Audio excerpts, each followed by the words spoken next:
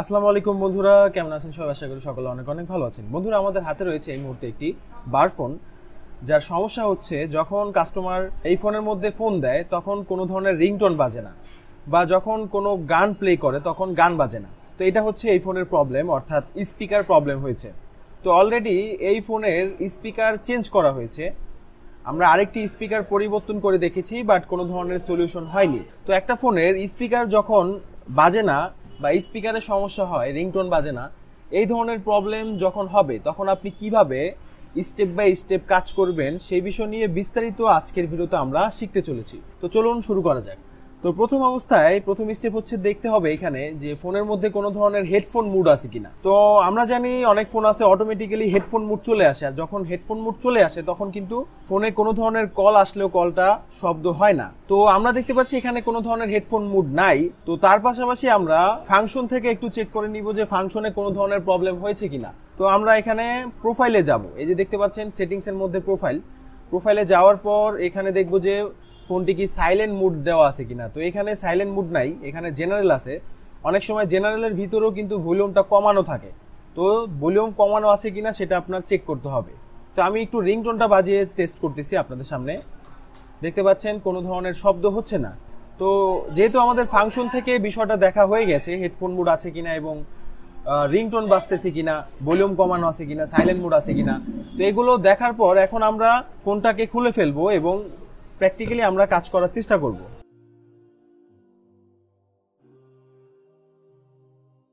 আপনি যখন একটি বার ফোন খুলবেন তখন অবশ্যই ডিসপ্লের দিকে খেয়াল রাখবেন। অনেক ফোনের ডিসপ্লে আছে যেগুলো ফাটা থাকে, তো যখন ফাটা দেখবেন তখন কিন্তু কাস্টমারের কাছ থেকে আপনার বলে নিতে হবে ব্যাপারটা যে আপনার ডিসপ্লে ফাটা, আপনার কাজটা আমি করব না।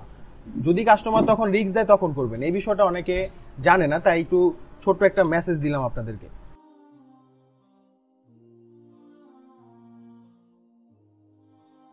তো সর্বপ্রথম আমরা এখান থেকে স্পিকারটা রিমুভ করে নিব। যে কোনো ফোনে আপনি যখন একটি স্পিকার চেঞ্জ করবেন বা পরিবর্তন করতে যাবেন তখন অবশ্যই পূর্বের যে স্পিকারটি ছিল সেই স্পিকারটি ভালো ছিল কিনা সেটা অবশ্যই আগে চেস্ট করতে হবে।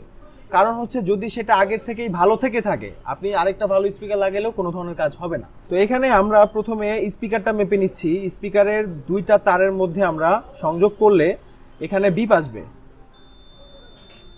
তো দেখতে পাচ্ছেন মিটারের মধ্যে কিন্তু বিপ আসতেছে। তো যদি বিপ আসে তাইলে বুঝতে হবে স্পিকার 100% ভালো। হয়তো কোনো স্পিকার আছে যেগুলো গ্যার শব্দ হয় ময়লা জমে থাকার কারণে, সেগুলোর হিসাব আলাদা। যদি কোনো স্পিকারে স্পষ্ট কথা না বোঝা যায় তখন সেই স্পিকারটা আমরা চেঞ্জ করি যেগুলো গের করে। আবার অনেক সময় গের করার ক্ষেত্রে নতুন স্পিকার চেঞ্জ করার পরও কাজ হয় না। এটা খুব গুরুত্বপূর্ণ বিষয়, আমি একটু মনোযোগ দিয়ে বলতেছি। তো দেখা গেল স্পিকারটা যদি আপনি সঠিকভাবে ফোনের মধ্যে না বসাইতে পারেন তাইলে কিন্তু স্পিকারটা গ্যার শব্দই করবে। নতুন স্পিকার লাগানোর পরেও আপনি স্পিকার 4-5টা চেঞ্জ করলেও তখন কাজ হবে না। তো সেক্ষেত্রে একটা ট্রিক্স হচ্ছে আপনি যেখানে স্পিকারটা ফিটিংস করবেন সেখানে অবশ্যই একটু গ্লু দিয়ে বা যে কোনোভাবে স্পিকারটা যেন কোনোভাবে নাড়াচাড়া না করতে পারে এরকমভাবে ফিটিংস করতে হবে। আর যদি স্পিকারটা আপনি লাগাইলেন সেখানে গ্লু দিলেন না বা কোনোভাবে স্পিকারটা ভালোভাবে অ্যাটাচ করলেন না, সেক্ষেত্রে কি হবে, যখন স্পিকারটা বাজবে তখন তো স্পিকারটা একটা ভাইব্রেট করে, একটু কাঁপে। তো যখন কাঁপবে তখন ওই যে একটু কাঁপাকাঁপি করার যে সুযোগটা পাবে, মানে লড়বে, তখন কিন্তু লড়ার কারণে স্পিকারের সাউন্ডটা ভালোভাবে বাজবে না। তো যাই হোক, এখন আমাদের যেহেতু স্পিকারটা ভালো আছে তাহলে আমাদের বোর্ডের মধ্যে সমস্যা। তো বোর্ড মাপার ক্ষেত্রে আমরা এখান থেকে মাল্টিমিটারটি ডায়োড রেঞ্জে নিয়ে আসবো। এই সব মাল্টিমিটারের ক্ষেত্রে ডায়োড রেঞ্জ আর বাজার মোড একসাথে থাকে। ওকে, তো এটা নিয়ে কোনো ঝামেলা নাই। ওকে, তো আমরা এখানে লাইনটা মাপার জন্য এই রেড কালার পয়েন্টটা গ্রাউন্ডে রাখতে হবে এবং ব্ল্যাক কালার পয়েন্টটা আমরা স্পিকারের লাইনে রাখবো। শুধু স্পিকারের লাইনই না, যে কোনো লাইন মাপার ক্ষেত্রে এইভাবে আমরা রেড কালার পয়েন্টটা গ্রাউন্ডে রাখবো এবং ব্ল্যাক কালার পয়েন্টটা যে কোনো লাইনের মধ্যে রাখবো। তো আমি এখানে স্পিকারের পজিটিভ নেগেটিভ লাইনটা একটু মেপে নিচ্ছি। এখানে পজিটিভ লাইনটা মাপতেছি 441 রিডিং দেখাচ্ছে। তো এখানে যদি 100-র কম রিডিং আসতো তাহলে বুঝতে হবে ফোনটায় শর্ট আছে, মানে স্পিকারের লাইনের মধ্যে শর্ট আছে। অনেক ক্ষেত্রে আমরা পাই যে যখন আমরা লাইন মাপি যে কোনো একটা লাইনে বিপ পাই, যদি বিপ পাইলে কি হয়, 100-র কম রিডিং কিন্তু আসে। তো ঠিক শুধু বিপই নয়, 100-র যদি কম রিডিং এখানে মাপার সময় চলে আসে তখন বুঝতে হবে শর্ট আছে। আর সেই লাইনটার সাথে জড়িত কোনো কম্পোনেন্ট যেমন ক্যাপাসিটার অথবা ডায়োড যদি শর্ট থাকে সেই শর্টটা মেপে রিমুভ করতে হবে। আর ডায়োড যদি শর্ট থাকে দুই পাশে রিডিং আসবে, ক্যাপাসিটার যদি শর্ট থাকে 100 কম রিডিং আসবে যখন আমরা দুই পাশে লাইনটা মাপবো। আবার যদি দেখেন যে না এখানে স্পিকারের লাইনের সাথে জড়িত কোনো কম্পোনেন্টের কোনো সমস্যা নাই, সেক্ষেত্রে বুঝতে হবে আইসি থেকে সমস্যা, কারণ লাইনটা আইসি থেকে আসে। আর বাটন ফোনের ক্ষেত্রে কিছু কিছু বাটন ফোন আছে যেগুলোর স্পিকার যদি বড় থাকে সেক্ষেত্রে আলাদা সাউন্ড এমপ্লিফায়ার ব্যবহার করা হয়, যেটা সাউন্ড আইসি নামে পরিচিত। তো এখন আমরা এখানে লাইনটা যেহেতু মাপলাম, এখানে আমরা 441 রিডিং পাইতেছি এবং পরবর্তী লাইনে 441 রিডিং পাইতেছি। এখানে সর্বোচ্চ, এখানে যদি 100 কম রিডিং আসে তাইলে শর্ট। আর যদি এরকম হইতো যে একটা লাইনে আমরা রিডিং পাচ্ছি এবং অন্য আরেকটা লাইনে কোনো ধরনের রিডিং পাচ্ছি না, সেক্ষেত্রে বুঝতে হবে লাইনটা মিসিং আছে। আর মিসিং থাকলে আমরা প্রথমে কম্পোনেন্ট থেকে দেখবো যে কোনো কম্পোনেন্ট মিসিং আছে কিনা, যেমন রেজিস্টর বা কয়েল থাকতে পারে। এগুলো যদি মিসিং হয় তখন আমাদের জাম্পার করতে হয়, সেগুলো আমরা ইনশাল্লাহ একটু পরে দেখব।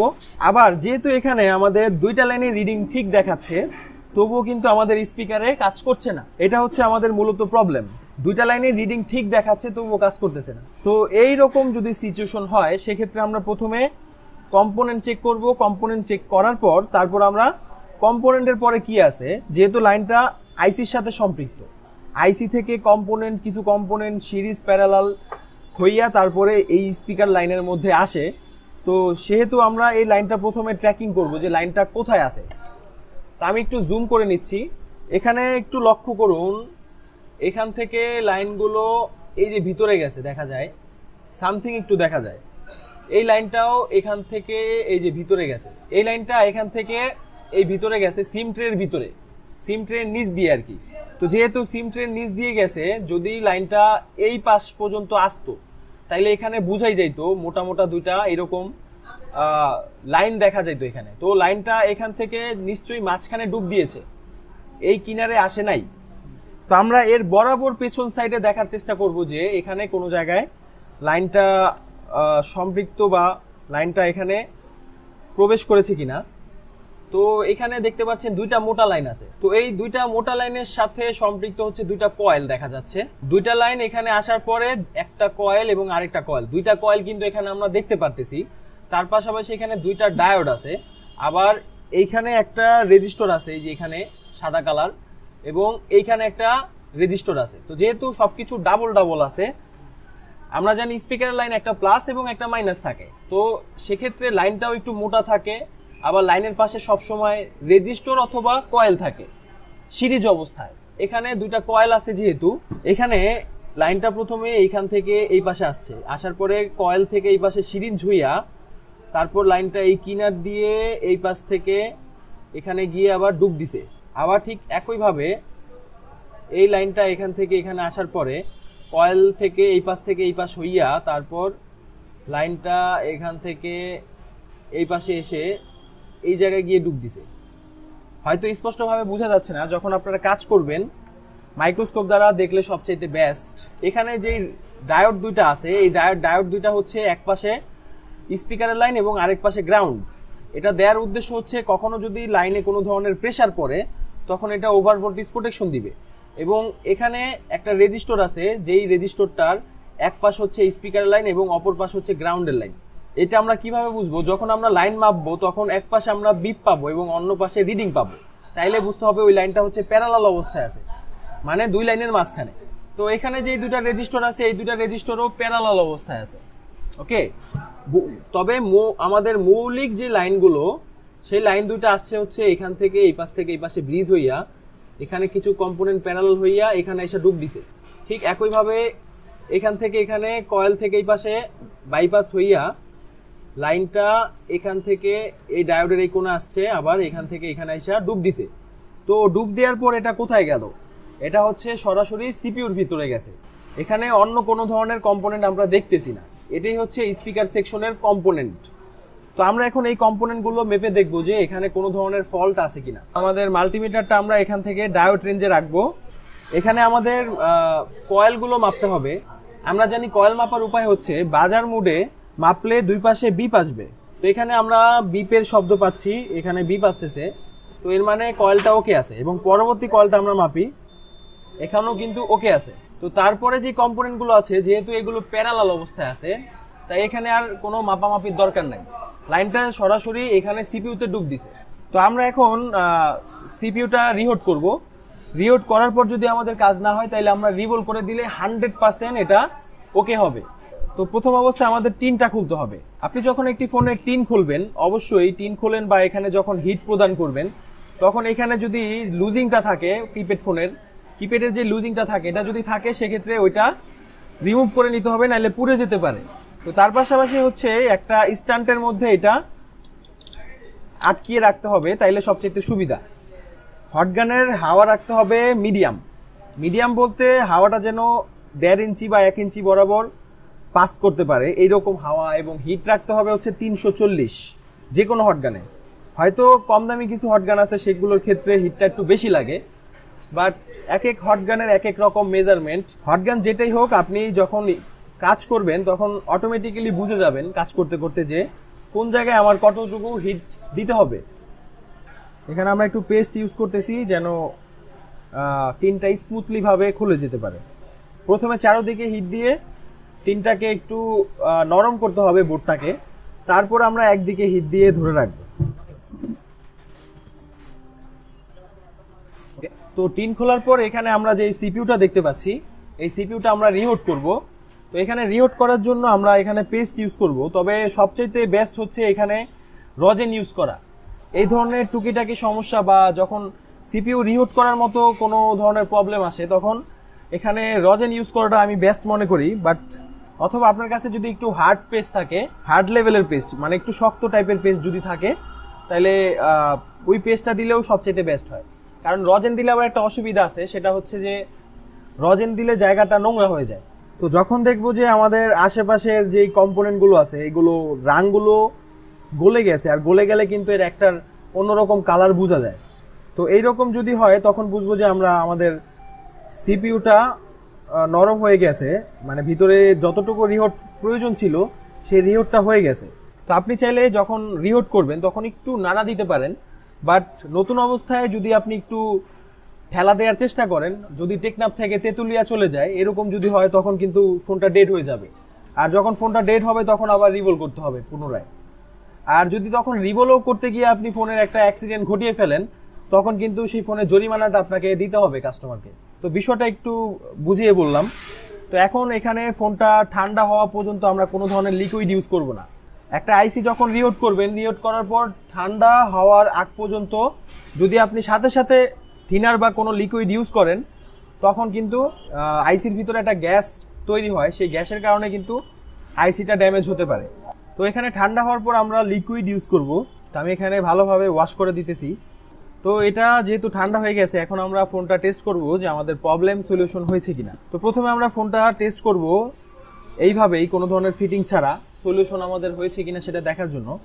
যদি সলিউশন না হয়, তাহলে আমাদের আইসিটা রিভোল করতে হবে।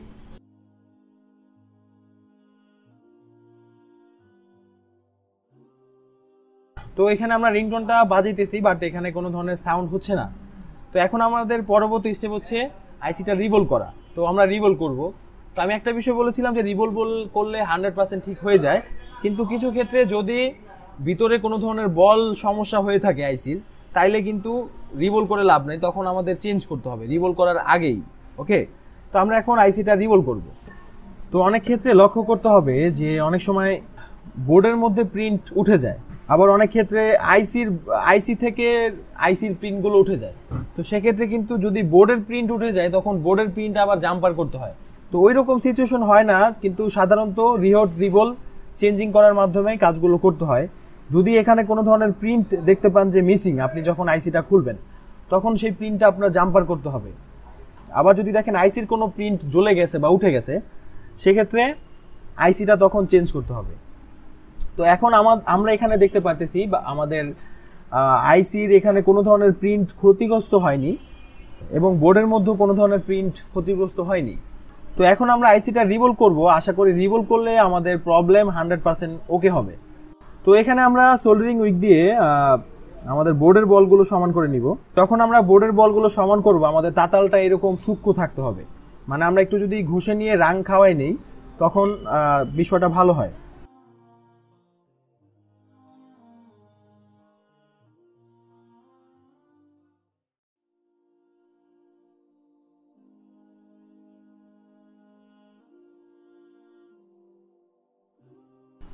ওকে, তো আমরা এখন আইসিটা রিভলভ করে দিব, যেহেতু আমাদের পিনগুলো সমান করা হয়ে গেছে, সোল্ডারিং উইক দিয়ে আমরা পিনগুলো সমান করেছি।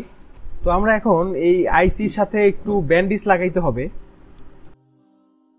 তো ব্যান্ডেজ দেওয়ার পর আমরা এখানে আমরা ইউনিভার্সাল প্লেটের মধ্যে আইসির সাইজ বরাবর এখানে আমরা প্লেটের সাথে অ্যাটাচ করে নিব। যখন আমরা অ্যাটাচ করব তখন এখানে একটা সিলভার কালারের মতো একটা কালার আসবে। তো আমরা এখানে অ্যাটাচ করে নিলাম। তো অ্যাটাচ করার পর আমরা এখানে একটা বাঁকা টুইজার দিয়ে এইভাবে ধরবো। তার আগে আমাদের আইসির যে পেস্ট আছে এই পেস্টটা আমরা একটু এর মধ্যে যেই তেলগুলো আছে এগুলো একটু এক্সট্রাক্ট করে নিব, মানে শুষে নিব টিস্যুর সাথেই করে। ওকে, তো তারপর এখানে আমরা আইসিটা সমানভাবে ধরবো। বেশি প্রেশার দেওয়াও দরকার নাই, আবার একেবারে কম প্রেশার থাকবে এরকমও দরকার নাই। মিডিয়ামভাবে রাখার পর এখানে পেস্টটা আমরা এভাবে ছড়িয়ে দিব।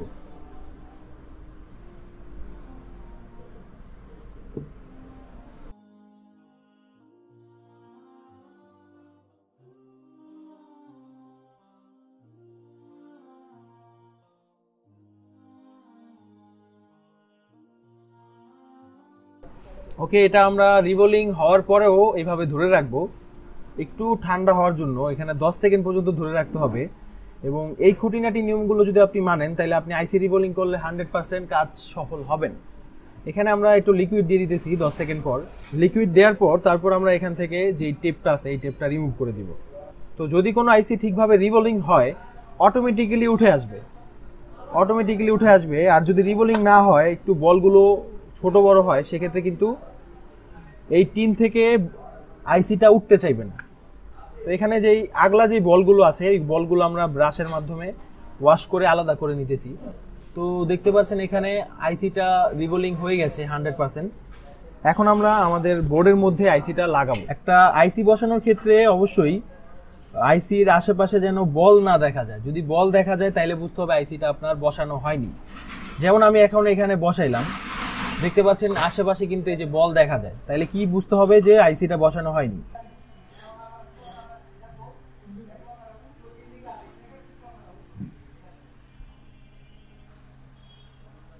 যখন দেখবো যে আশেপাশের কম্পোনেন্ট একটু গলে গেছে তখন বুঝতে হবে যে আইসিটাও ভিতরে নরম হয়ে গেছে, তখন একটু জাস্ট নাড়া দিতে হবে। এখানে আমরা সাথে সাথে লিকুইড ইউজ করব না, যখন একটু ঠান্ডা হবে তারপর আমরা লিকুইড এখানে ইউজ করব। তো আমরা এখানে থিনার দিয়ে ঠান্ডা করে নিব, তারপর আমরা চেক করব আমাদের প্রবলেম সলিউশন হয়েছে কিনা। ওকে, তো আমরা এখন চেক করব আমাদের প্রবলেম সলিউশন হয়েছে কিনা।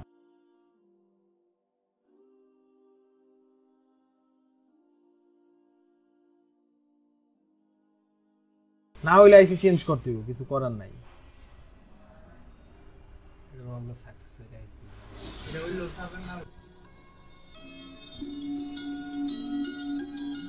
তো বন্ধুরা দেখতে পাচ্ছেন আমাদের প্রবলেম কিন্তু সলিউশন হয়ে গেছে। তো এইভাবে আমরা সলিউশন করার চেষ্টা করব। এই ভিডিওটিতে বিস্তারিত অনেক পরিমাণ গুরুত্বপূর্ণ খুঁটিনাটি বিষয়গুলো রয়েছে, তাই ভিডিওটি যদি আপনি মনোযোগ সহকারে না দেখে থাকেন প্লিজ রিকোয়েস্ট রইল আরেকবার দেখার জন্য। ধন্যবাদ।